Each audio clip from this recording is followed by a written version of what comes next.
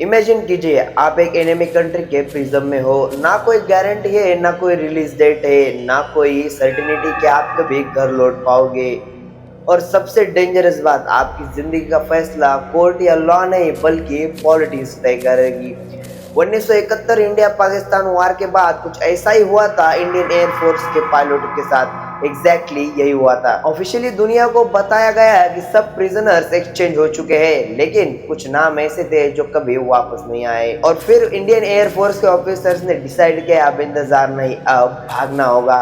उन्होंने prism wall तोड़ दी, fake IDs use की, लेकिन फ्रीडम के सिर्फ कुछ कदम पे सब कुछ उल्टा पुल्टा हो गया। तो फिर आखिर क्या हुआ था उन 3 ऑफिसर्स के साथ? क्या वो इंडिया लौट पाए या उनकी कहानी प्रिज्म की दीवारों में ही दबा दी गई? आज हम जाएंगे 1971 के उस वार की एक सबसे मिस्टरीज एस्केप स्टोरी में। तो नमस्कार दोस्तों, मेरा नाम है स्वप्निल और स्वागत करता हूँ आपका स्वप्निल शेयर के यूट्यूब चैनल में। इंडिया और पाकिस्तान के बीच में टेंशन अपने पीक पर थी। ईस्ट पाकिस्तान में सिविल वार चल रहा था। मिलियंस ऑफ रिफ्यूज इंडियन आ रहे थे। सिचुएशन इतनी डेंजरस हो गई थी कि फुल स्केल वार भी स्टार्ट हो गया। Indian air force mission continuously Pakistan के अंदर ऑपरेट कर रहे थे। इसी दौरान कई इंडियन पायलट्स ने एनिमी टेररिस्ट को क्रैश हुए और उन्हें पाकिस्तान आर्मी ने कैप्चर कर लिया। उन्हें प्रिजनर्स ऑफ वार्स यानी पीओएस बनाया गया। इनिशियली पायलट्स को लगता था वार खत्म होते ही हमें रिलीज हो जाएगी, क्योंकि गेनवो कन्वेंशन के अकॉर्डिंग वार प्रिजनर्स को सेफली रिटर्न करवाना होता है।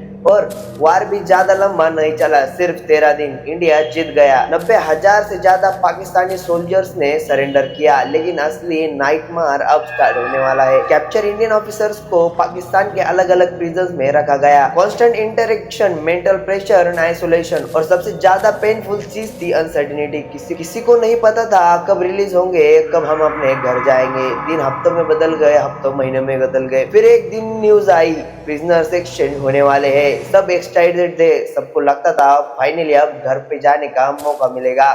लेकिन कुछ प्रिजनर्स के नाम लिस्ट में आए ही नहीं थे। और वही मोमेंट था जब उन ऑफिसर्स को समझ आ गया शायद उन्हें अभी इनिशियली रोका जा रहा है। उनमें से कुछ एयरफोर्सेस ऑफिसर्स ने डिसाइड किया अगर सिस्टम हमारी हेल्प नहीं करेगा तो हम खुद ही अपना बचाएंगे। एस्केप इम्पॉसिबल लग रहा था। High security prism, armed guard और एनिमी कंट्री, लेकिन डिस्पर्शन इंसान से कुछ भी करवा सकती है। वो 3 ऑफिसर सीक्रेटली एक प्लान बनाते। स्टेप 1, प्रिज्म वॉल के थ्रू एस्केप रूट बनाना। रात के टाइम जब गार्ड्स कम एक्टिव होते थे, वो क्विकली वॉल को वीक करते थे। दिन भर नॉर्मल बिहेव करते थे, रात को सीक्रेटली लीडिंग करते थे। यह प्रोसेस वीक तक चलता रहा और फाइनली एक रात वॉल के उस साइड फ्रीडम थी। लेकिन असली चैलेंज अब शुरू हुआ था। प्रिजन से निकलना इजी था, पाकिस्तान से निकलना इम्पॉसिबल था। अब वो 3 ऑफिसर्स एनिमी कंट्री के अंदर थे। ना कोई सपोर्ट थी, ना मैप थे, ना कोई सेफ हाउस था। सिर्फ एक गोल था, इंडिया तक पहुंचना। पकड़े गए तो शायद कभी जिंदा ना वापस आए। उन्होंने अपनी आइडेंटिटी चेंज की, नॉर्मल सिविल्स की तरह एक्ट करना स्टार्ट किया। सिटीज क्रॉस की, रेलवेज यूज की, क्राउड एरियाज में छुप कर मूव किया। हर सेकेंड रिस्क था। एक गलत एक्सेंट, एक सस्पिशियस मूव, सब खत्म। लेकिन फिर एक अनएक्सपेक्टेड प्रॉब्लम आ गई। उनमें से एक ऑफिसर के बिहेवियर से लोग थोड़ा डाउट लाने लगे। फियर और स्टेप्स कंटिन्यूअसली इंक्रीज हो रहा था और एनिमीज इनिशियली भी एक्टिव हो चुकी थी। पाकिस्तान के अथॉरिटीज को पता चल गया था कि इंडिया फोर्स अभी एस्केप कर चुके हैं। अब पूरे एरिया में सर्च ऑपरेशन स्टार्ट हो गया। फ्रीडम बस कुछ स्टेप की दूरी पर था, लेकिन भगवान को कुछ अलग ही मंजूर था। रिपोर्ट्स के अकॉर्डिंग उन ऑफिसर्स में से कुछ दोबारा कैप्चर कर लिए गए। कुछ स्टोरीज कहती है कि उन्होंने अलग अलग रूट यूज किए। कुछ क्लेम्स ये बताते हैं कि उनका एग्जैक्ट फेट कभी ऑफिशियली क्लियर नहीं हो, और यही इस स्टोरी को सबसे मिस्टीरियस बनाता है।